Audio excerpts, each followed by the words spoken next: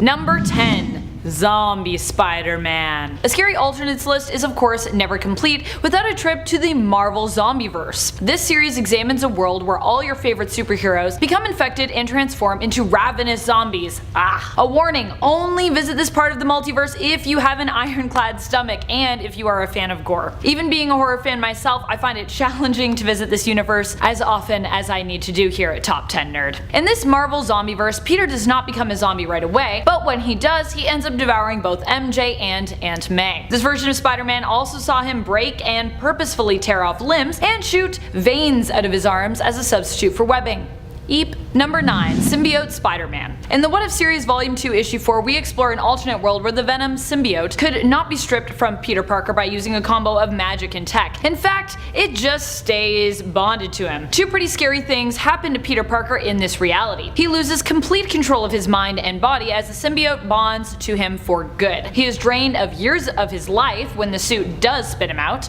And when the symbiote does choose to relinquish Parker, it is only to possess Hulk, creating an even bigger, meaner, and greener problem. Did I mention that this alternate version of Spidey is also strong enough to take on the Hulk and even make him scared? Ultimate Symbiote Spider-Man is like scary strong. Number 8. Spiders Man. We get this version of Spider-Man from the Vault of Spiders series. It introduces us to an alternate version of Spider-Man who was seemingly still with Gwen Stacy until an accident caused him to undergo a transformation. You may have guessed it from his name, but yes, he is a man made of spiders, which he believed somehow absorbed and withheld his consciousness after the accident, which he assumes actually caused his death. There is no Peter Parker, there is only spiders and the imprint he left on them. Number 7. Web Slinger. In the series Avatar's The Covenant of the Shield, we see Peter's story told as though it were some gruesome fairy tale. Once a young boy fascinated with spiders, he ventured to the Webwood to learn all he could about them from a witch who resided there, known as the Widow of the Web. She granted him spider-like abilities with her teachings, but warned him not to use his abilities for his own interest. Don't do it. When the youth sees his abilities to protect his uncle from a thief, he is punished by the witch, transformed into a spider-like creature and burdened with protecting those in the forest, despite the fact that his form now terrifies all who live to see it. Sad face. Number 6. Dark Spider-Man. What happens when you combine Mac Gargan, aka the Scorpion, with the Venom symbiote and throw Norman Osborn in the mix? You get Dark Spider-Man. This disturbing alternate version of Spidey comes to us from the Dark Avengers, Hammer and Norman Osborn's alternate team of superheroes comprised mostly of villains. What makes Gargan so terrifying as Spider-Man? His complete lack of control. And if you are attached to your head or any other parts of your body, I would not advise you to get on Dark Spider-Man's bad side, as he has a tendency to completely devour anyone that gets in his way. Talk about Venom Unchained. Number 5. Spider-Man Doppelganger. What could possibly be scarier than an unchained, cannibalistic version of Spider-Man? How about an unchained version that has 6 arms? Created by Magus as part of a team of alternates to fight their goody two-shoes counterparts, Spider-Man Doppelganger is all the potentially evil parts of Peter Parker and Spider-Man thrown together. He also introduces us to something Spider-Man artists and writers are obsessed with when it comes to terrifying alternates of this character. You know, having multiple arms. Which, while probably handy, is also just creepy. Sorry about the pun. Number 4. Spider-Man Dark Reign. Taking a break from the visually terrifying versions of Spider-Man a la multiple arms and physical deformities, this version takes us down a more mentally disturbed path. If you're fans of Old Man Batman from the DC-verse, you might also be a fan of this version of Parker as well. This is, after all, Marvel's version, Old Man Spidey if you will. We find elderly Parker in a darker place. MJ has passed away from cancer, which was caused by her exposure to radiation as a result from being so close to Parker. Parker evidently is reeling with guilt from her death while also having been fired from his job at the local flower shop. Needless to say, he is not in a great place and has since retired from being Spider-Man. But when a strict authoritarian government and their police force known as the Reign pushes Parker too far, he takes up the mantle again. Parker imagines himself in his prime while he fights injustice in nothing but a Spider-Man mask and his underwear. The reason why this Parker is so terrifying is it makes readers have to deal with the idea of aging, of getting old, and how that affects both your mind and your body. Number 3. Man Spider. Back to being visually grotesque with none other than one of the grossest, Man Spider. He is half spider, half man, all monster. In the comics, this version of Spider-Man is often caused by Parker having his mutation altered into a more primal form. A sadder and equally terrifying exploration of this character also exists in the 1990s animated series.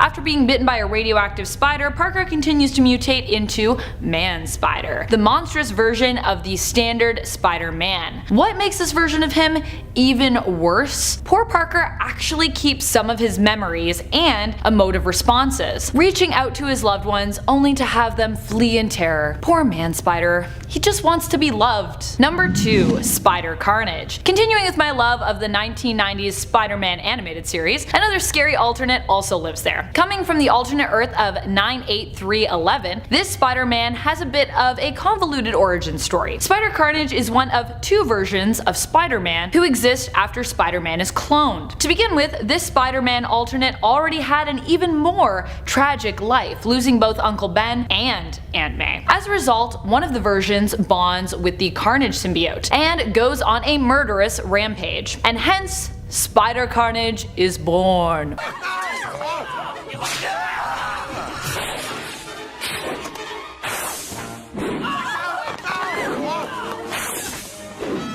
What happens to the other clone? They become Ben Reilly, aka Scarlet Spider. I am not sure which sometimes is more nonsensical, comics or their animated series. Number 1. Patton Parnell. If you're not afraid of things that go bump in the night, you're about to be. This alternate is truly something out of a nightmare. It combines both grotesque, visual, and mental spooky stimuli all in one neat, gross package. This alternate comes to us from the Edge of Spider-Verse series. Patton Parnell was a mostly harmless, creepy science nerd living with his abusive Uncle Ted and crushing/spying on his next door neighbor Sarah Jane. Until one day he was bitten by a radioactive spider. This gave him an enhanced sense of smell, the ability to shoot webs, and obsessive bloodlust. Parnell transformed into something more terrifying than Man-Spider, though he does have a similar look. Multiple eyes, multiple arms, multiple legs, and pincers to boot. The thing that makes him the most scary is not only is he a murderer, kidnapping other teens and devouring them, but he can also lay eggs inside people. Eek! Coming in at number 10, we have the android clone known as Time Spinner. Very early on in Spider-Man's career, just when he was first getting to know the Avengers, the time-traveling villain Kang the Conqueror sought to use the up-and-coming hero as a way to destroy Earth's mightiest heroes once and for all. Creating a perfect robot replica of Spider-Man known as Time Spinner, this android was able to fool the Avengers into splitting up and was able to capture them one by one, seemingly capable of all the same feats as the real Spider-Man, but with a metallic body to match. Luckily for the Avengers, the real Spider-Man eventually caught wind of Kang's plan and showed up just in time to send the robot packing.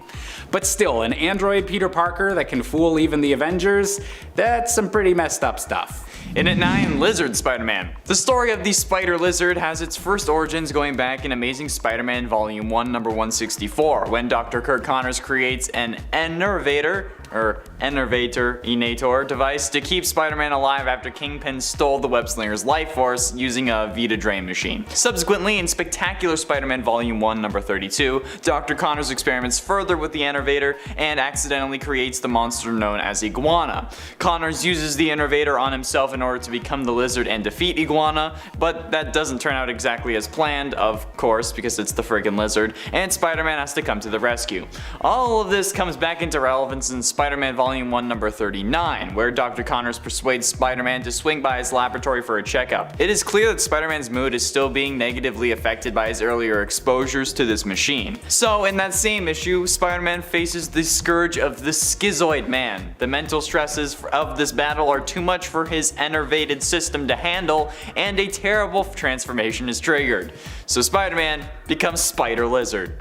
And I think we all know why that's a scary thing.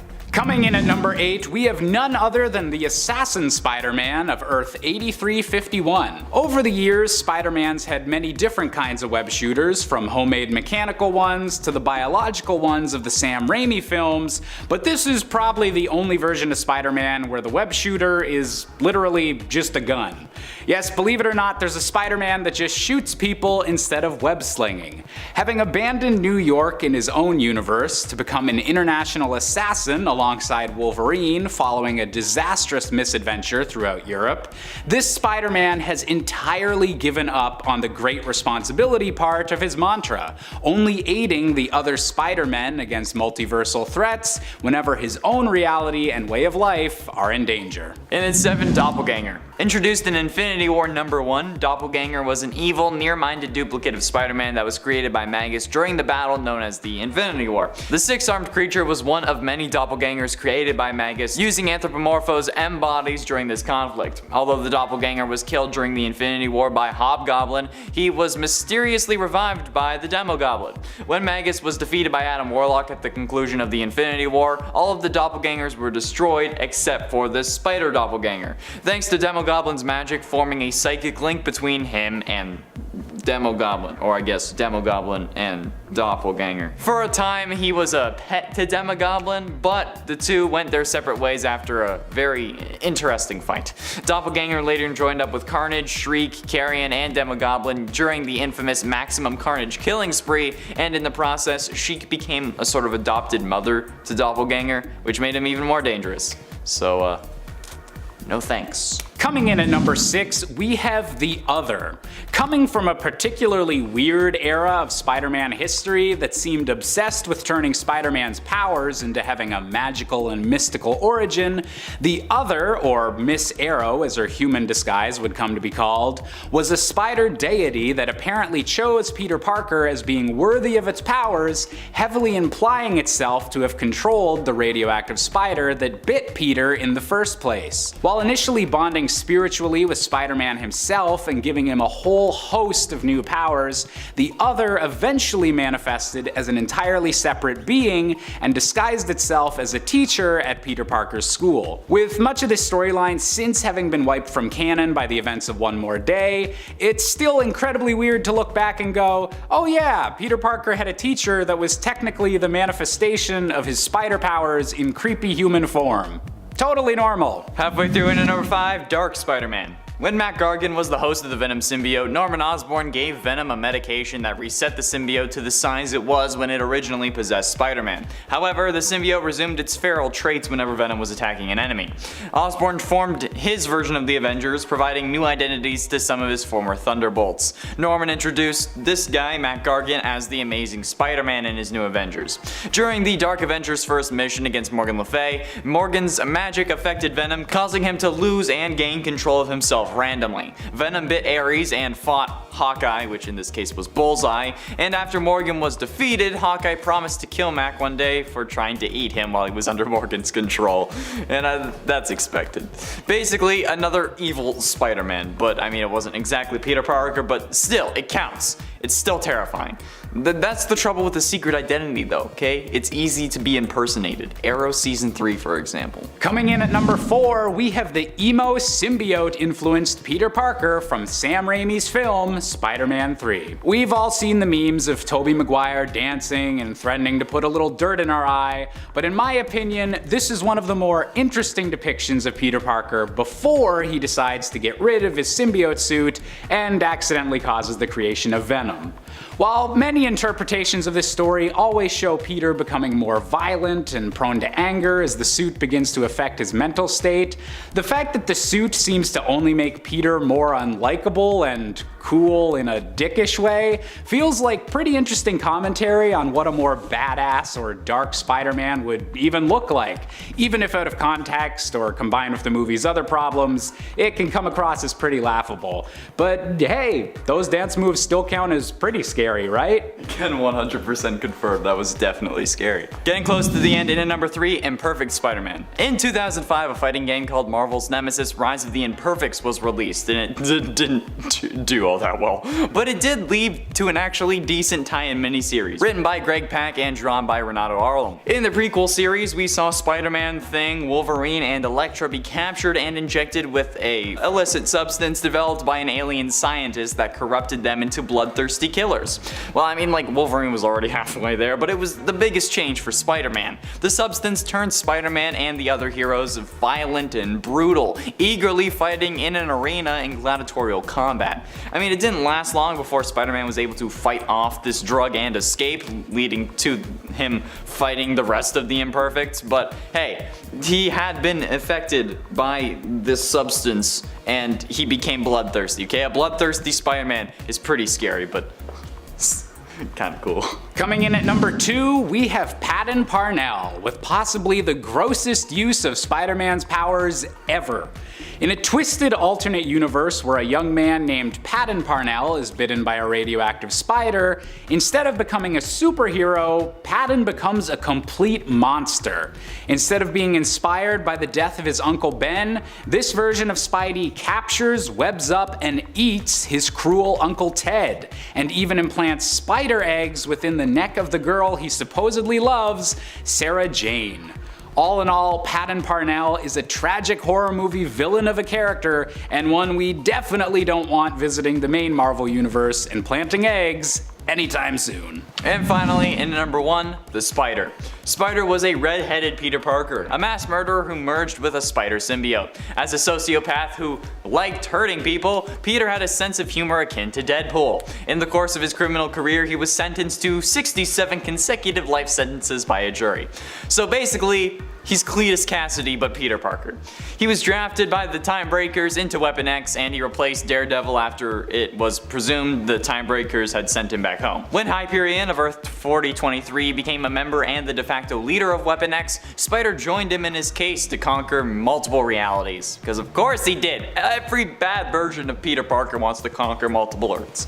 Peter was subsequently killed by Firestar with a Mega Blast from her powers in 2005, but he was buried in the prison cemetery of his home reality. But Peter Parker as a Cletus Cassidy serial killer, that's absolutely terrifying. Number 10, Spidey Tracking. Cindy Moon has a pretty intense connection with Peter Parker. Cindy is a superhero we know as Silk, who happens to be a spider-themed hero herself, who got her powers from a radioactive spider bite as well. The same spider, in fact, as the one who gave Spider-Man his powers. Because of this, they have an unspoken connection which allows Cindy to be able to track Peter to the point that he could be almost anywhere in the multiverse and she'd be able to find him. Granted, this power really only works with the two heroes because they're so closely connected to one another. Still, I didn't even know that was a power that Silk had. I learned that too when I was writing this list. So, yay. Number 9, Perfect Balance. If you think you know what great balance is, you probably don't. At least not at the same level of great balance for someone as agile as Spider-Man. For Spider-Man, his ability to balance is insane. This is because Spider-Man has an enhanced equilibrium, and what's even more crazy is in the alternate reality of the MC2 line known as Earth 982, Peter is actually not alone. In fact, in that reality, he's even surpassed by another spider-themed hero, his daughter, Mayday Parker, Spider-Girl, who later becomes known as Spider-Woman. May's equilibrium is even better than her dad's in this universe, meaning that she is more agile and has an even better sense of balance. Which is pretty crazy because Peter can already balance on like pretty much anything on just like the tip of a finger or a toe and do so in almost any position. And friends, before we move on to this next spot, if you are loving this list and you want to learn about more unknown or more obscure spider powers, be sure to let us know by giving this video a thumbs up. There's lots out there. There's lots of weird, cool Spider-Man powers. Number 8, Radiation Resistance. It turns out that Spider-Man, having been bit by a radioactive spider, actually gained a semi-immunity to radiation poisoning. Radiation, of course, can still hurt Spider-Man, but it takes a lot of it to do any significant damage to him. In other words, if you've ever played Fallout and taken some Rad X before heading into a super irradiated area, that's kinda like what we're talking about here. Instead of radiation killing Spider-Man, it usually just leaves him feeling weak. Of course, like anything, if he is exposed to too much radiation, it can do damage and even potentially kill him. So he's not completely immune to it, just not as sensitive as many standard humans are. We're very sensitive to radiation, so take that Rad X and, I don't know, get bit by a radioactive spider, I guess. If you want some protection from it. Or just, avoid it. That's a good way to live life. Avoid radiation. Number 7. Spider Whisperer. One version of Spider-Man can even communicate with spiders, in a way. And okay, maybe not a Spider-Man specifically. For this point, we're focusing on Kane Parker, clone of Peter Parker, initially known for his brooding, violent and villainous ways, and long dramatic hair. Now, however, Kane is a hero in the comics who still is kinda broody, but not as broody as he was originally. During his time as Scarlet Spider, he made an appearance in the 2014 New Warriors series. Here, in issue number 3, we get to see that Kane has a unique spider-based power. That is, he can communicate with spiders. Now, while he can't directly command them to do his bidding, Kane's power does give him a sort of empathic connection to the spiders around him. Still, pretty neat, and honestly seems like a power that should be a thing for all spider folks, even though it is a surprisingly rare one in the realm of the Spider-Man multiverse. Like, I'm surprised that not every spider person can communicate with spiders. Just seems logical, and yet. Number 6. Organic Webbing. Oddly enough, this one might be a power that you already thought you knew about, but in most cases, it's actually not a thing.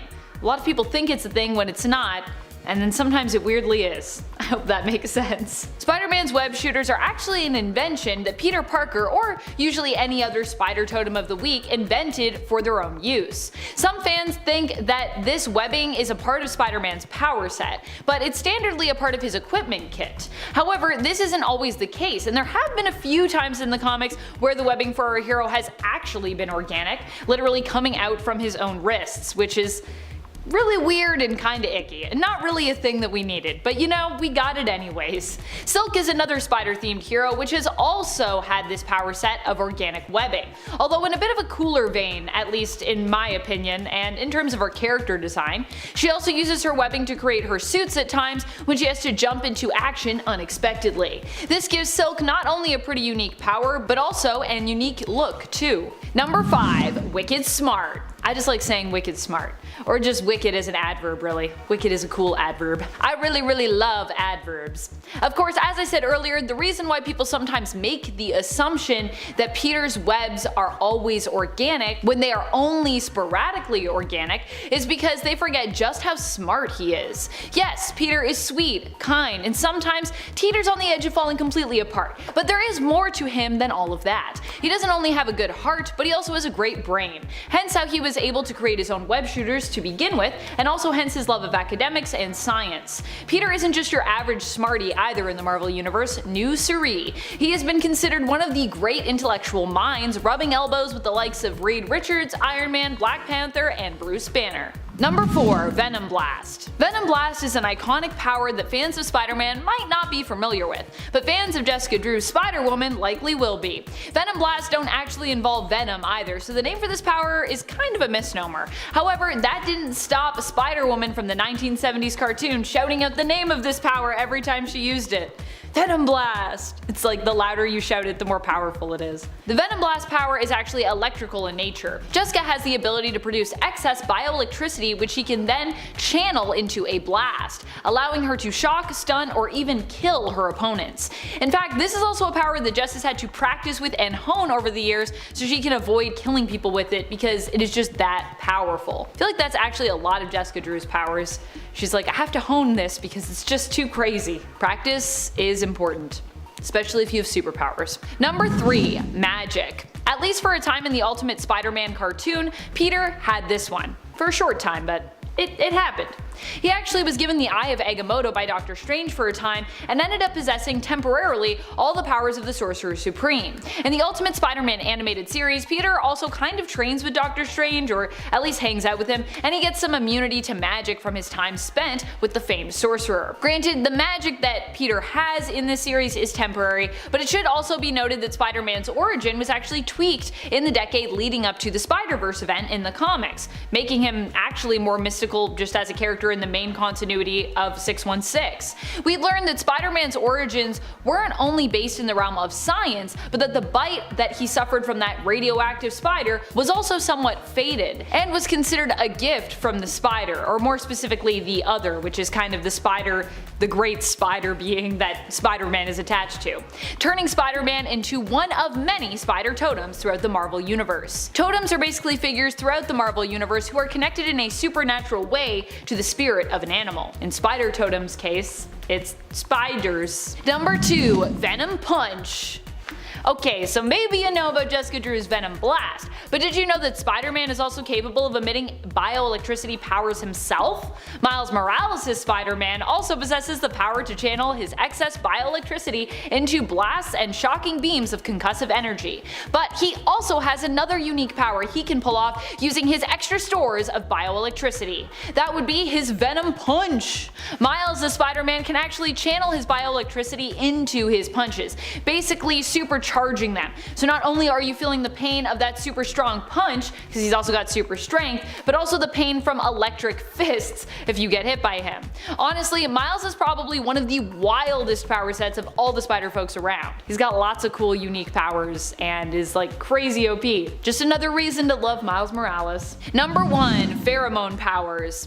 Jessica Drew actually possesses these powers, although we might sometimes forget about them. They don't come up very often, and I think that's kind of because Jessica likes to use them sparingly. They are kind of weird powers. Also, it's hard to write powers like these without the issue of consent coming up. They do kind of inherently seem to lend better to villains than heroes because of that. However, one of my favorite moments when it comes to Jessica Drew's, aka Spider-Woman's, use of these powers is when she partnered with the Hulk and used them to help control and calm him, helping to combat his tendency to rage and hone that in. She proved that she could help take control of the Hulk by influencing him to make her a sandwich, which is pretty harmless and just kind of funny. Also, Jessica kind of shot herself in the foot with that one because the Hulk making a sandwich it's gonna be a bit of a mess of a sandwich. But he tried, he did his best. It was still a good sandwich, Hulk. I give it a thumbs up. In a sense, Superior Spider-Man. Superior Spider-Man is actually Otto Octavius, who prior to the Superior Spider-Man storyline had brain swapped with Peter. Yet a piece of Peter still remained in his own body and didn't die in Otto's body, which ended up convincing Otto to be a hero, albeit a darker one. This small bit of Peter that was left in his body was also trying to regain control, for obvious reasons because, you know, a superhero was piloting his bone mech. This small bit of Peter though was at times able to interfere or even control Otto temporarily. One of these moments came in Superior Spider-Man number 8, where there was a device that was capable of wiping Peter from Otto's brain, but to get the actual item, Otto had to perform surgery on a little girl. However, Peter didn't think that Otto was actually able to do it, so he tries to stop Otto from even performing the surgery, but he also didn't want him to get the thing that would wipe him from his brain. Also, Otto did this surgery while having his Spider-Man mask on and an additional face mask. But either way, this version of Spider-Man was definitely more ruthless and willing to kill, since he was still technically a supervillain. And at 9, Kane. The clone that would come to be known as Kane was the Jackal's first attempt at cloning Peter Parker. Initially thought to be a success, Kane eventually became deformed due to a flaw in the cloning process, and he continued to degenerate, and he was left further deformed and mentally unstable.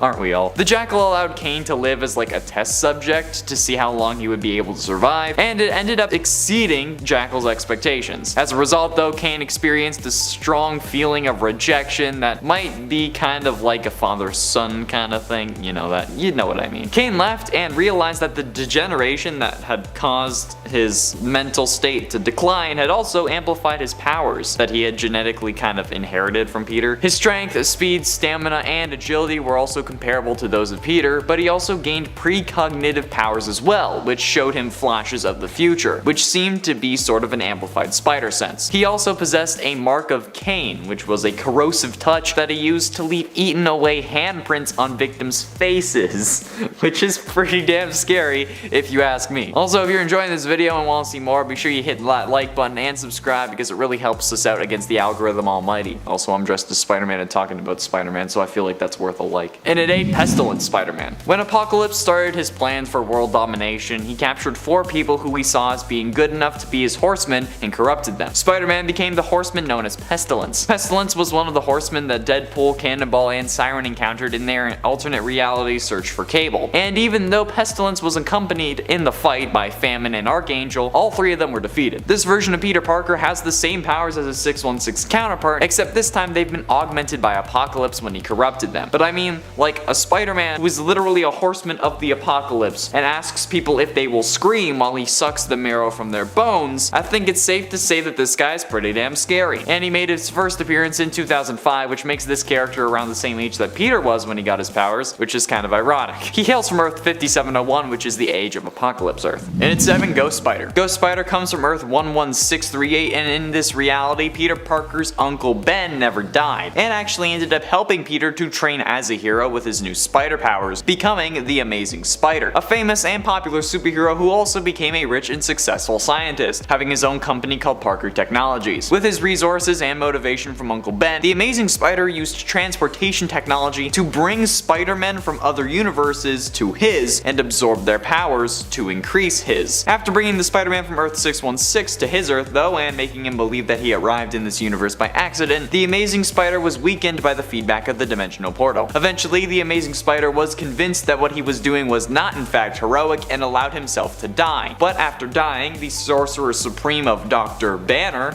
infused Peter's spirit that was trapped in hell with the powers of the damned, causing him to become a form of Ghost Rider, calling himself the Ghost Spider. And honestly, this is one of the baddest spider suits of all time. I love it. If I could figure out a way to cosplay this, I would. And at 6, Zombie Spider-Man. Okay, so technically this is Spider-Man, but it's a zombie version of Spider-Man, but I'm gonna count it anyway, because this is pretty damn messed up, zombie or not. On Earth 2149, an alien plague ends up infecting all superpowered individuals and turns them into zombies. However, it's later revealed that the Necronomicon from the Evil Dead was actually what caused this plague. But after learning that the plague was really bad, since I guess the fact that they were calling it a plague wasn't enough, or the fact that the world had to shut down, so the population wasn't wiped out, Peter ran home to get Aunt May and Mary Jane the hell out of Dodge. But when he got there, we got a good old case of Parker luck, protagonist syndrome. Boom, zombie spider. He ends up becoming a zombie as soon as he gets home and eats the 2 most important women in his life. He also fractured his jaw before becoming a zombie, so he could open his mouth more, I guess. Or kind of like man spider it. Yeah, it's not a pretty sight. Like, even by zombie standards, it's whew. Halfway through, in at number 5, Man Spider. Man Spider is the mutated form of Spider-Man, which appeared in both the comics and the 1990s animated series, with his original appearance actually coming from the animated series. In the 90s cartoon, Spider-Man's transformation into the Man Spider was not caused deliberately like it was in the comics, but as a result of his body mutating further from the original spider bite that gave him his powers. After his attempts to ask Professor X and the X-Men for help developing a cure meet with failure, Spider-Man turned to his friend Dr. Mariah Crawford for aid. Unfortunately, his initial attempt to cure himself resulted in him accelerating the actual mutation process and growing 4 new arms. The accelerated mutation subsequently caused him to mutate into the Man Spider after fighting the Punisher and a recently mutated Michael Morbius. The mutated Spider-Man retained some of his memories and his emotional responses to seeing loved ones or people who reminded him of his loved ones but could not communicate with them. Eventually, during the final episode of the storyline called Neurogenic Nightmare, Dr. Connors reprogrammed devices that Vulture was using to absorb youth from other people and caused him to give Peter back his spider powers but not the mutation, resulting in the Vulture mutating into Man Spider, although somehow he had gotten rid of this mutation off screen later in the series. It's also worth noting that the introduction of Man Spider in the comics, which was thanks to this animated series, is actually what introduced the biological web shooters from Sam Raimi's Spider-Man into the comics as well. And at 4, Spider Carnage. Spider Carnage is my favorite alternate version of Spider-Man. Also being introduced in the Spider-Man animated series in the 1990s like the Man Spider from last number, this version of Peter Parker shared most of his early life with his superhero counterpart. However, the difference between these two was that Aunt May at some point died as well, being buried next to Uncle Ben. Thanks to some messing around with interdimensional portals by Jonathan Ohm, a version of a Carnage symbiote from another universe sensed this Peter's anger and latched onto him, turning him into the Spider Carnage, a version of Spider-Man with the Carnage symbiote, if you couldn't tell. A villain set on revenge and the destruction of all realities. Spider Carnage is one of the coolest iterations of Spider-Man to date in my opinion, and it's part of the reason I love the 90s cartoon so much. I watch it all the way through just so I can see Spider Carnage at the end. And while there is a version from the comics just called the Spider, which is Spider-Man with the Carnage symbiote, this version wanted to destroy literally everything, so yes please, this is certainly the scarier of the two, just saying. Sorry comic lovers, okay? Look, I like the comics too, but Spider Carnage is definitely worse than the Spider. Getting close to the end at number 3, Patient Zero Spider-Man. After the Punisher accidentally released Survivor 118, a chemical designed to help people adapt to a post-apocalyptic environment, Spider-Man was the first to show symptoms from it after he ate the rhino during a hockey game. The Fantastic Four subdued him shortly afterwards and put him in a cage for experimentation, but Ben Grimm also succumbed to the plague himself and freed Spider-Man from captivity, though the exact reason why he did that is unknown. As he escapes into the city, he briefly fought Wolverine and the Punisher, but soon the world would start to fall apart, and heroes and villains alike would become cannibals, eventually leaving the Punisher as the only hero left to fight them. A turf war erupted among the emerging tribes of cannibals, due in part to the King of Death's manipulations in an attempt to thin the herd, but Spider-Man, now referred to as Patient Zero, was the most successful, and took control of all of Manhattan for his own tribe, while the others left to stake new lands. They had to conquer other places. Especially given the recent world issues though, I think that this is certainly something that I can say a good majority of people are afraid of. Although I bet that there are some survivors on this earth that say Survivor 118, that the Survivor 118 plague is fake. Calling it. Penultimately, in at number 2, Wolf Spider. At an unknown time in this universe, Wolf Spider gained spider-like powers, but unlike most other realities Peter Parker, he became a villain, remorselessly killing this universe's Miles Morales and everyone who stood for heroism and responsibility. Because, you know, we're bad guys, it's what we do. First appearing in the Ultimate Spider-Man cartoon in Season 4, Episode 16, this guy isn't even the villain of just one world. After finding a shard of the Siege Perilous, he traveled through dimensions to find the rest. One of these dimensions was Blood Spider's homeworld, where he allied himself with the Lizard King. After turning almost everyone into vampires, which is weird because I mean it was called the Lizard King, well, wouldn't you want to turn them into lizards, but whatever. He and the Lizard King hatched a plan to block out the sun so that vampires could just roam free on the earth. And this sounds very Dawnguard Volkihar clan to me. Okay, Peter? Like, you gonna tell me that you need to find Oriel's bow next? And like a daughter of Cold Harbor? I don't know. Skyrim. Wolf Spider, though, was cold and ruthless and obsessed with gathering the shards of Siege Perilous, and seemed to have a grudge against Spider-Man and every Miles Morales. An evil Peter Parker is always a scary thing. And finally, in at number 1, Spider-Man. Peter Parker of Earth 11580 was once a promising young student, invited by Max Modal alongside his best friend Gwen Stacy to tour his Bleeding Edge company at Horizon Labs. One of the experiments the pair observed was a massive colony of spiders that Modell was bombarding with numerous radioactive particles in the name of genetic alteration. Parker, of course, fell into this colony where he seemed to be devoured, but in the process, the spiders became a singular hive mind construct that absorbed Peter's consciousness. So they started masquerading as the man they absorbed. The hive, calling themselves Spidersman, put on the Spider-Man costume and began to fight crime in Cruel York. First appearing in Spider-Geddon number 3, I absolutely hate the idea of a whole human being made of spiders, because that's just up. Look, I'm arachnophobic except for the odd time where I need to impress someone, but it's absolutely horrific to think of any being made entirely of spiders, okay? I would actually rather die. Even if this is a good guy. No fucking way am I looking at this man and saying, oh yeah, let's let him help us. No, he can go burn with the rest of the spider species, as they fucking should, okay? And at 10, 8 Aunt May and Mary Jane. Okay, so technically this is Spider-Man, but it's a zombie version of Spider-Man, but I'm gonna count it anyway because this is pretty damn messed up, zombie or not. On Earth 2149, an alien plague ends up infecting all superpowered individuals and turns them into zombies. However, it's later revealed that the Necronomicon from Evil Dead was actually what caused it. But after learning that the plague was actually like a bad thing, Peter ran home to get Aunt May and MJ the hell out of Dodge. But when he gets there, we get a good old case of protagonist syndrome and boom! Zombie spider.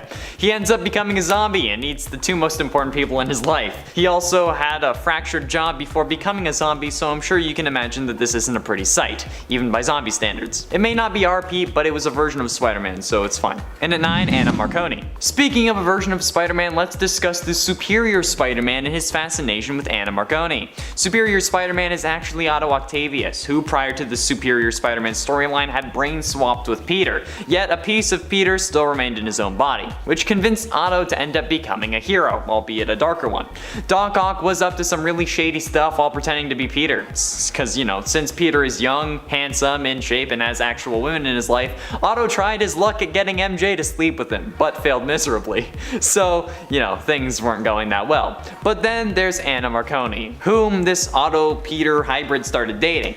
She had no idea what the real situation was going on inside that noggin, and while it's unclear if they ever actually hopped on the good foot and did the bad thing, it's obvious that things were at least heading in that direction. Otto was in love with her, which was a surprise since he even decided to give Peter back his body to save her, but it was still an absolutely horrific story, immoral, in the highest class of the word.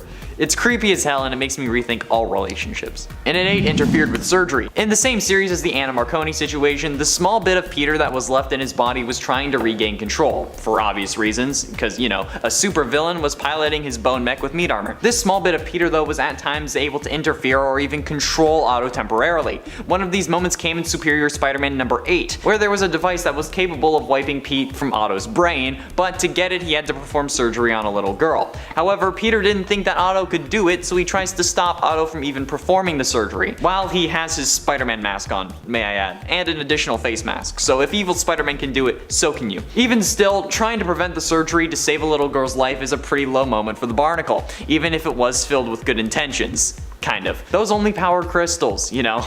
Actually, is that how it works? I don't know. I don't think like Topaz is gonna cure my depression or something. And in 7, scarring Harry Osborn. While Spider-Man 3 in and of itself is one of the most despicable things that Spider-Man has done, well, with the exception of that sweet dance scene, one of the most horrible things actually in the movie is during the final fight between Harry and Peter. Peter shows up at Harry's house wearing the black symbiote costume and is mad about Goblin Jr. being the reason that MJ left Peter. However, this fight is about more than that, since Harry still blames Peter for killing his father, and Peter is done trying to convince him. After wailing on him a little bit, Peter kicks Harry into the path of a rogue glider, sending him flying into a shelf of good old-fashioned pumpkin bombs. After some mental torment, he knocks Harry out against the wall, at least so he thinks. But in fact, Harry is awake, and as Peter is walking away, Harry decides to chuck a pumpkin bomb at Pete, who dodges it thanks to his spider sense, but then thanks to the symbiote throws it back at Harry, causing it to explode basically right next to his face. If it weren't for the Goblin Serum, Harry would definitely be dead, and honestly, even with it, I'm surprised that he survived. But you do have to admit, it was pretty damn cold, but Harry also did kind of deserve it. And at 6, assorted killings. For being a hero that has a strict no killing rule, Spider-Man has killed quite a few people, but perhaps most notably Logan's friend Charlie in the graphic novel Spider-Man vs. Wolverine from 1987.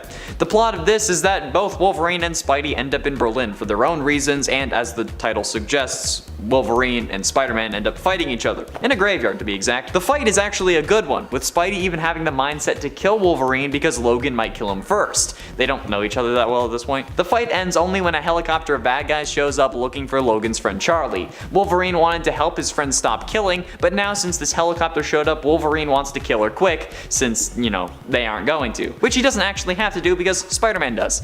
After Charlie intentionally sets off his spider sense and gets a super powered spider punch to the face, killing her instantly. Halfway through into number 5, kissed Gwen's daughter.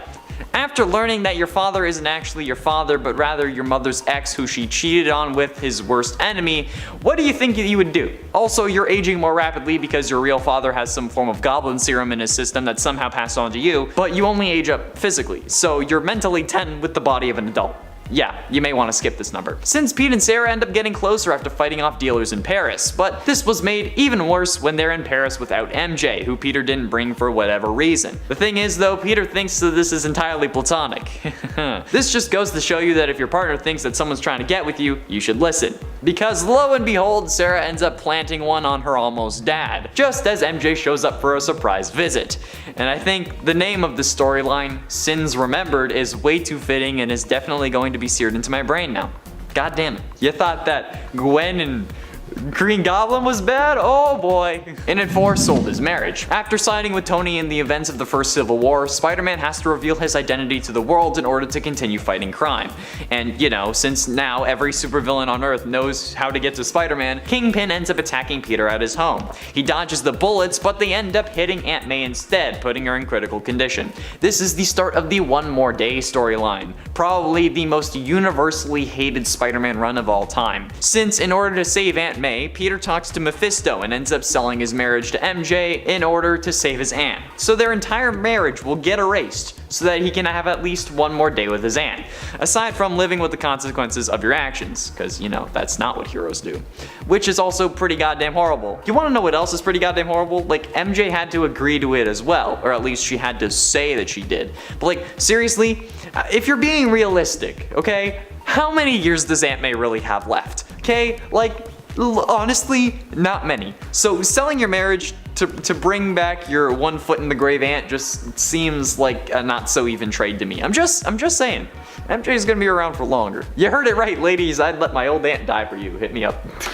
Getting close to the end into number 3, One Moment in Time. The One Moment in Time story comes after the One More Day story, and this seems to be the storyline that No Way Home is taking inspiration from. However, after saving Aunt May, Wilson Fisk ends up sending a hitman after MJ's Aunt Anna Watson, but the hitman, revealed to be Eddie Brock, ends up attacking Mary Jane. Peter takes the wounded MJ to Doctor Strange, who heals her, but Peter also insists that Doctor Strange performs a spell that causes everyone to forget that he's Spider-Man, because again, not living with the consequences of his actions. Strange contacts Iron Man and Mr. Fantastic for advice, and they end up agreeing with him eventually. They do, however, decide that nobody should remember who Peter is aside from Peter. Not Doctor Strange, not Tony, not Mr. Fantastic, not MJ.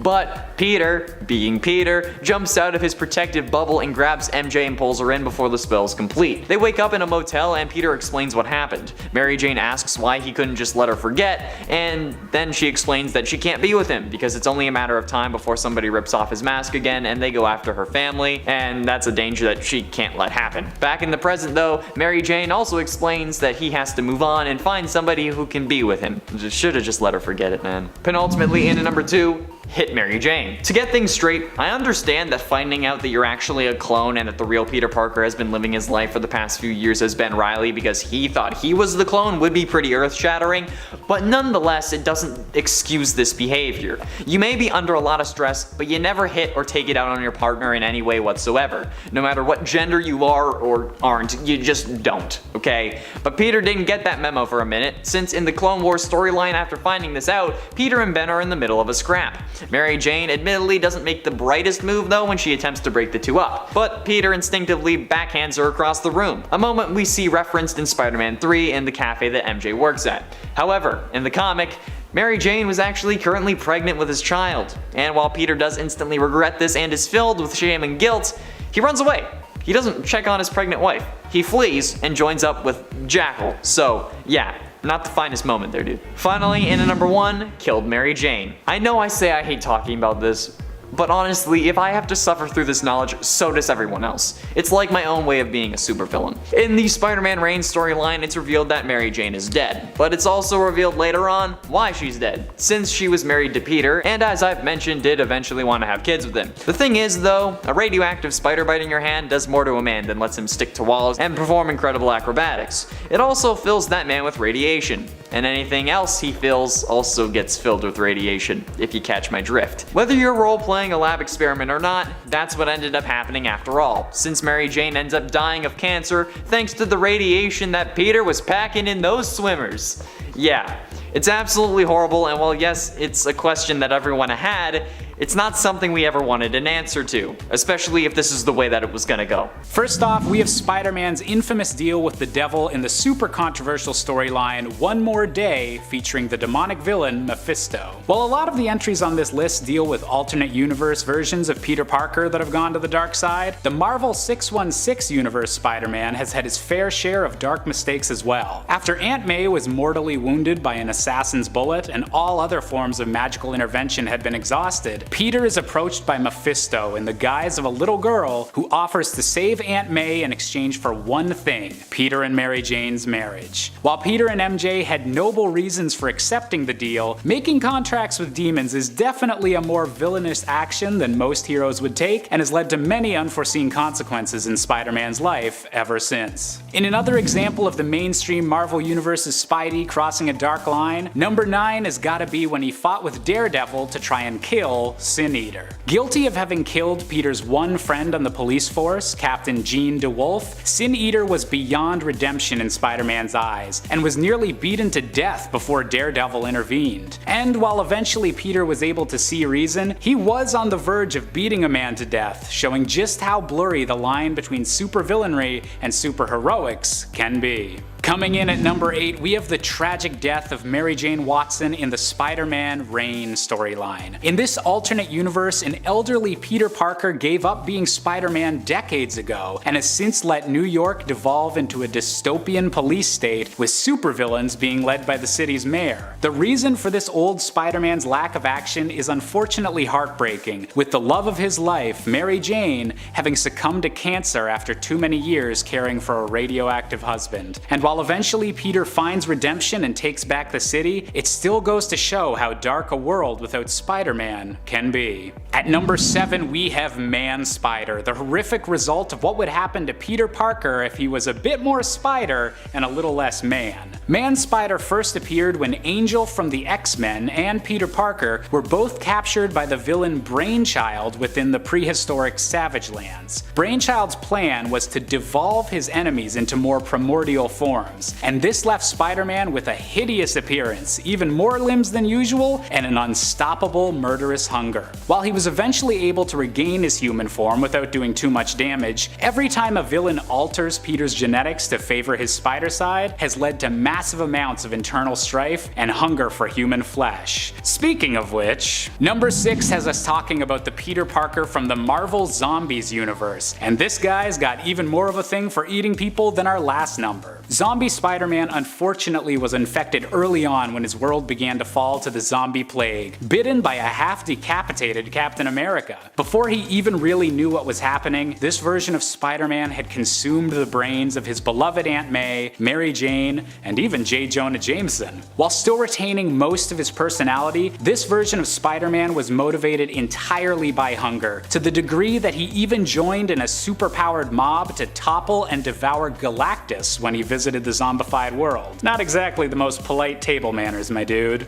Coming in at number 5, we have none other than the Assassin Spider-Man of Earth 8351. Over the years, Spider-Man's had many different kinds of web shooters, from homemade mechanical ones to the biological ones of the Sam Raimi films, but this is probably the only version of Spider-Man where the web shooter is just a shooter, meaning it's literally just a gun. Yes, believe it or not, there's a Spider-Man that just shoots people instead of web slinging. Having abandoned New York in his own universe to become an international assassin alongside of Wolverine, this Spider-Man has entirely given up on great responsibility and seeks only to make a living far, far away from the family he left behind. At number 4, we have perhaps the most well-known occasion where Spider-Man was a villain, because he literally had a villain inside his head. That's right, it's the Superior Spider-Man. After many years of being arch rivals, Spider-Man was seemingly defeated by Dr. Otto Octavius when the dying supervillain swapped their consciousness around, leaving Peter Parker to seemingly die in the frail villain's body. While Otto was motivated by the desire to be a better, aka superior Spider-Man, his violent tactics and invasive use of Spider-Bot technology were frowned upon by most every other hero, and it was only after surrendering Peter's body back that Octavius would admit that Parker was the actual superior Spider-Man all along. Coming in at number 3, we've got the evil CEO Peter Parker from the video game Spider-Man: Edge of Time. We've been counting through a list of times that Spider-Man has changed or used his superpowers for evil throughout the multiverse, but this incarnation proves that even Spidey's alter ego can go very, very bad. After losing many of his loved ones in this universe, Peter became CEO of the Alchemax Corporation, determined to use his scientific knowledge and time travel to prevent anyone he loves from being hurt ever again in any timeline, no matter what the cost. This version of Peter has also twisted twisted his uncle's beloved words, using the mantra, "With great powers comes great responsibility and great opportunity. And the only way to live up to all that responsibility is to use every opportunity to get all the power."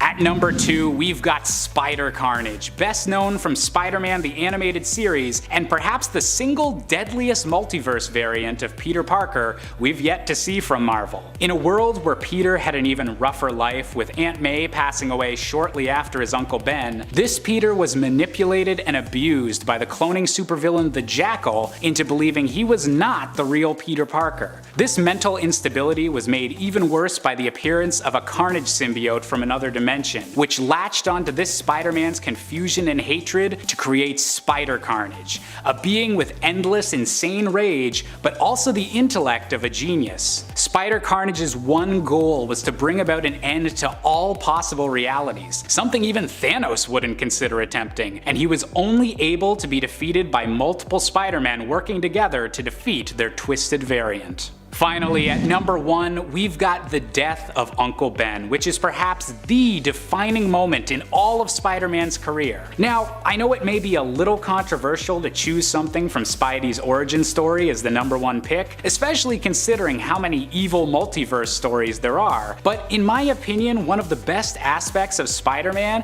is that he isn't perfect. Sometimes he makes mistakes, even bad ones, and it's how he reacts and learns from these mistakes that make him such a great hero. When Peter first gets his powers, he initially just wants to become famous with them, and winds up letting a thief go when his wrestling gig is barged in on. It's this thief going on to kill Uncle Ben, and Peter's realization of how badly he screwed up, that fully cements in him that with great power comes great responsibility. You don't even have a single Spider-Man story if you don't have this one villainous moment from Peter, one that he's still trying to make up for to this day, and that, in my opinion, is why it comes out on top. Kicking off the list at number 10, Spider's Man. We'll kick off this list on an itchy note. This version of Spider-Man from Earth 11580 is actually Spider's Man.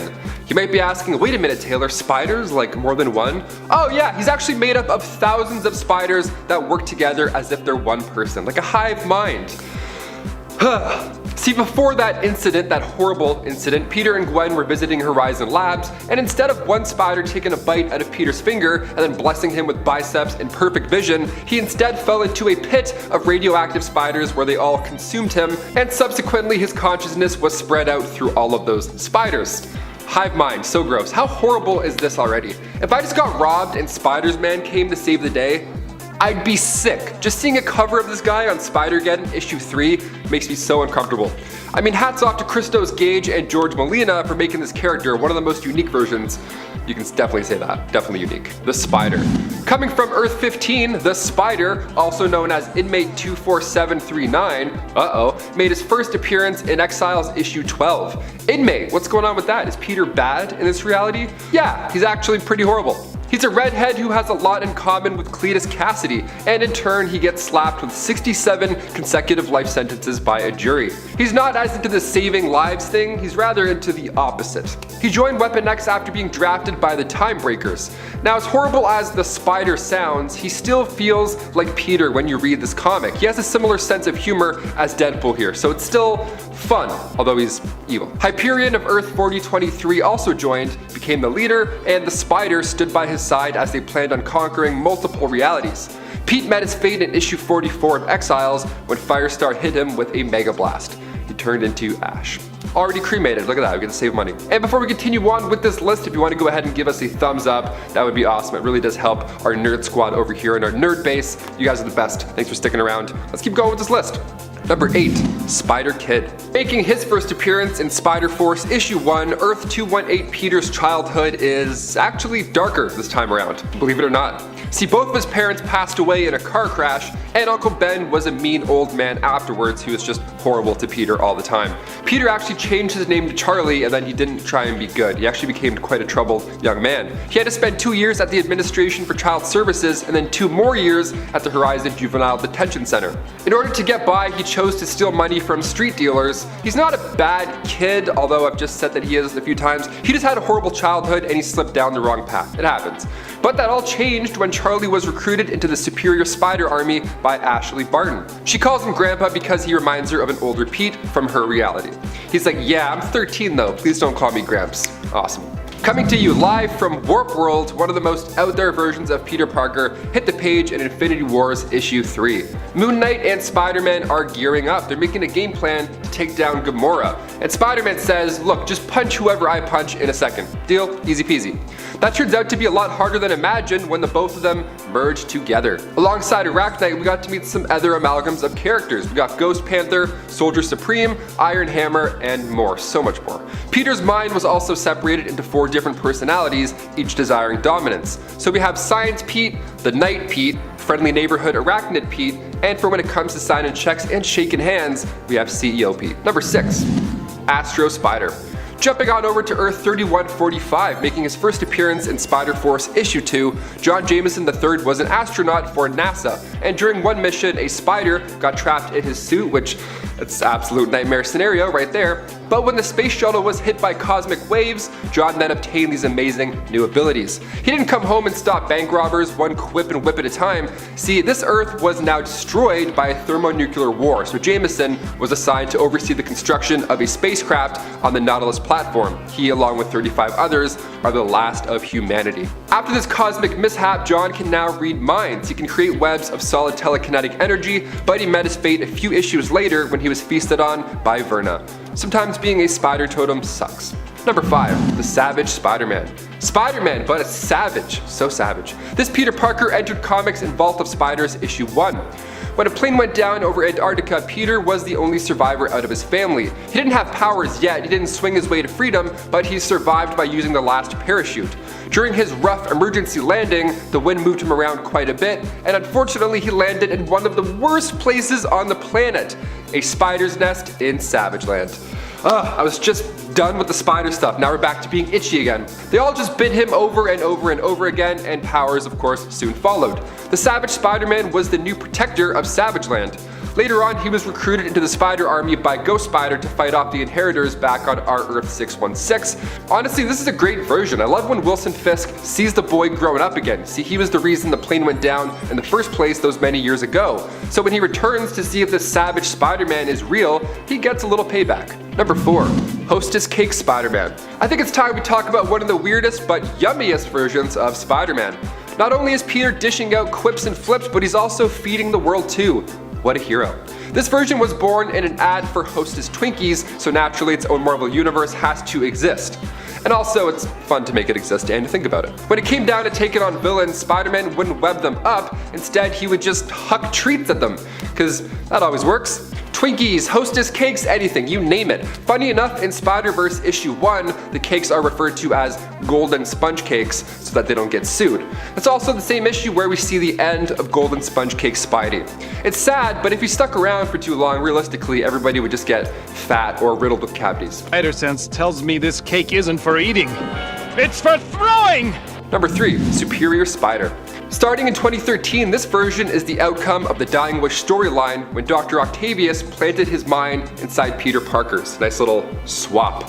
There we go. We see this begin in Amazing Spider-Man issue 698. Peter gets a priority call from the Avengers, and when he meets them all on the raft, Cap informs him that one of his old enemies is dying, and Peter knows that it's Doc Ock before he even tells him. Cap says that he's asking for him. Well, rather, he's asking for Peter Parker. Peter goes in and he asks everybody for a private moment, just the two of them to talk it out, right? But when they're in there for that hot second, it's revealed that they somehow have switched bodies, page 20 and 22. So Peter in Doc's body is freaking out. He's worried what the hell to do, because now he's got his powers and his families and his friends are all at risk. You gotta stay away from those brain-swapping Octobots, that's the key. I'm not gonna tell you what happens because it's really enjoyable. Go check it out yourself. Number 2, Spider-Boy. Marvel and DC are powerhouses, both on page and on screen. So when the two companies combine forces, we get some pretty amazing characters like Spider-Boy. Making his first debut in Marvel vs. DC issue 3, residing on Earth 9602, Spider-Boy is an amalgam of Spider-Man and Superboy. How epic is that? Spider-Boy is a clone. Now he's a clone of Peter who was created during an accidental lab explosion. General Ross felt responsible for this explosion, so he ended up adopting the young lab lad. They were a fun duo until Ross was taken out by a mugger. So Pete then became a hero. He put together the suit, became famous almost overnight. That whole event kicked off the with great power comes great responsibility vibe. Now back when he returned to Project Cadmus, Pete was given a web pistol to help him swing around town. In this story, he doesn't have webs here, but it doesn't really matter. Because of his new superpowers, he can focus gravity inwards to make himself stronger and move faster, or he can lower gravity around himself in order to jump higher, further, and faster. He just clicks the off switch on gravity and then climbs walls. Must be nice. Guy probably kills it with wall sits. And finally, number 1, Flash, Betty, and John. For the last one on this list, we figured we'd end on a 3-in-1. What If is releasing weekly episodes on Disney Plus currently, so I have to throw it back to one of my favorite issues from Volume 1 back in the 70s. What if someone else besides Spider-Man had been bitten by the radioactive spider? Written by Don Glutt, What If Volume 1 Issue 7, we get to see Flash Thompson, Betty Brant, and John Jameson get their shot at being Spider-Man. How lucky. First, Flash gets bit, he gets the powers, and he teaches a bad driver a lesson. With his new strength, I mean, he's a little bit too harsh. The middle finger always works, but okay, rocky start, that's fine. Then he decides to take a crack at professional wrestling. He thinks it's going to be a breeze, but due to said super strength, he killed the guy instead of tapping him out. Not much of a superhero there. The Vulture ends up ending his not so hot streak, so next up we have Betty Brant. Her costume is arguably the flashiest. It makes for great photo shoots, apparently. Gotta get those likes somehow, make those superpowered TikToks, I'm here for it. But when she runs out of web fluid while striking a pose, the thief that takes Uncle Ben's life runs on by, and no one does anything about it. And finally, this issue shows us John Jameson getting his shot. While his outfit was also pretty on point, his judgment was not. John tried to stop a space shuttle from crashing and didn't live to tell the tale. Next time you feel like web swinging to work, just remember that the responsibility thing is just as important as the powers. Number 10, Savage Spider-Man. This Spider-Man hails from Savage Land. When he was just a child, he and his parents flew over Savage Land when their plane exploded. Although his parents were killed, young Peter Parker survived. He landed in a nest of giant spiders who raised him as their own, building up his immunity to their spider venom by biting him. That's what happened. Peter Parkerman would grow up to become Savage Spider-Man, a guardian of the Savage Land, who would later be recruited to join the multiversal Spider Army in the fight against the Inheritors. Savage Spider-Man has his origins explained and was first introduced in Vault of Spiders issue number 1. Vault of Spiders. Number 9, the other old man Spider-Man. The other one. We've already talked about the senile old Spider-Man who basically goes insane in his old age and is severely depressed due to the city being overrun with corrupt politicians and criminals and due to losing Mary Jane and how that happened or why that happened. But we haven't yet talked about the old, seemingly immortal Spider-Man from Earth 18236. This version of the character is so old he doesn't even remember how long he's lived in the retirement home he now finds himself in. His life was extended after he received a blood transfusion from Deadpool, and in this alternate reality he is confined to a wheelchair while remaining impressively dexterous and strong. The old man Deadpool of this reality ends up in the same retirement home and the two team up together. I don't know about you, but I think a reality where Spider-Man is forced to team up with Deadpool, possibly forever because he can now live so long, is a pretty dark one, at least from Peter's perspective. You can find this version of Spider-Man and this version of Deadpool in their team-up series, Spider-Man/Deadpool in issue 26. And friends, before we move on to the next spot, just a quick reminder to click like, click, and do the other things too, like comment, subscribe, you know, all the things. Thank you. Number 8, Web Slinger. The Web Slinger is an alternate version of Spider-Man who was first introduced in Amazing Spider-Man in 2014 in issue number 9, but we later learn more of his origins in Vault of Spiders issue number 1. Here we discover how Patrick O'Hara and his horse Widow got their spider-like abilities. A spider that had become exposed to an elixir bit both of them one day, granting them miraculous abilities. This elixir had been made by Patrick's colleague Dr. Michael Morbius, who made and sold elixirs and participated in a traveling show along with the gunslinger. However, Morbius was transformed into a vampire when he himself consumed the elixir and began to feed on human children. Patrick was forced to confront Morbius, who sacrificed himself in a laboratory explosion, rushing towards it instead of away to make sure that the people would be safe from him forever. Tragic. Number 7. Mayhem. Mayhem is an alternate version of another alternate version of Spider-Man. It's a lot of alternates on alternates. The alternate version they're an alternate of is Spider-Girl of the Earth 982 reality, aka MC2. Mayhem is April Parker, the clone of May Parker, Spider-Man and Mary Jane's daughter. April was initially antagonistic when she awoke from her stasis, but was soon after brought around to the side of good, and even integrated into the Parker family, becoming like a sister to May and taking the name April. At school, May explained their identical appearance by saying April was her cousin. However, April would eventually turn to the dark side once more, taking up the mantle Mayhem, after becoming jealous of May. April believed there could only be one Spider-Girl woman, Spider-Woman. Number 6. Spiders-Man, Earth X. Spiders-Man of Earth X is different from the Spiders-Man we talked about in part 3 of this series, who hailed from the Earth 11580. Spiders-Man of Earth X, or the reality of Earth 9997, is a villain who ended up joining the Skull, and used his abilities to torment the Skull's prisoners. We don't know what his life was like before, we merely know that a mutation likely caused him to turn into a lizard-like being whose skin looks similar to the pattern of Spider-Man's suit. He has illusion casting powers which allow him to cast energy webs that cause very realistic illusions, making his victims relive the most tragic moment of their lives. Number 5. Ultimatum. Miles Morales of Earth 1610 has not been integrated into the 616 world, and because of that and because of his awesomeness, we often associate him with the main continuity, but he isn't the actual Miles of Earth 616. We have one of those, as a matter of fact, who is in fact not a hero, but instead a criminal who once worked for the Kingpin. He ended up being sent to the reality of Earth 1610, but made his way back to Earth 616 eventually. Returning, he now had knowledge of the lives people had lived in 1610 before the world was reformed as Battleworld, and then was later deconstructed and returned to normal by Reed Richards. His plan was to get rid of Miles and his family, sending them back to their home reality. However, it didn't really work out when he put it into action. Still, Ultimatum could be waiting for the right moment to strike again, and also boasts of having the immensely powerful Green Goblin of Earth 1610 at his beck and call, who also came along with him to Earth 616. Number 4. The Lizard. The Lizard was originally Peter Parker in the reality of Earth 65. Peter was a friend of Gwen's and wanted nothing more than to be just like his favorite hero, Spider-Woman. He worked on a serum that would help him to become like her and also help him to stand up to the students who mistreated him, which Gwen often did for Peter whenever she noticed that he was being teased. Unfortunately, the serum did not work as Peter expected and turned him into the monster and villain known as the Lizard, a monster which Gwen as Spider-Woman was forced to kill, only to find out after that all along it had been her friend Peter, who'd simply turned himself into the Lizard in the first place because he wanted to be like her. Oh my goodness. It's a pretty tragic story just all around. For Gwen, for Peter, ugh.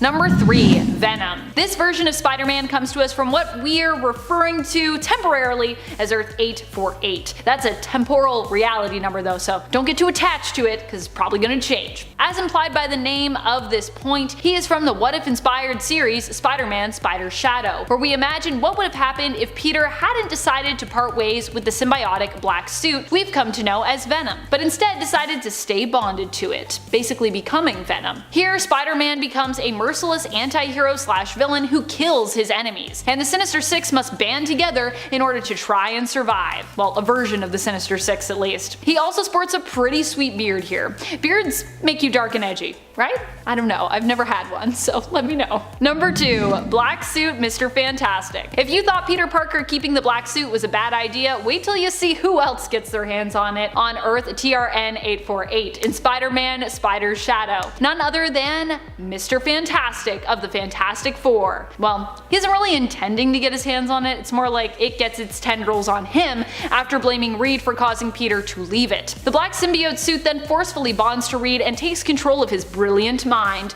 using it to extract its own offspring. So it's likely only going to get a lot more dark in this series before it gets any brighter.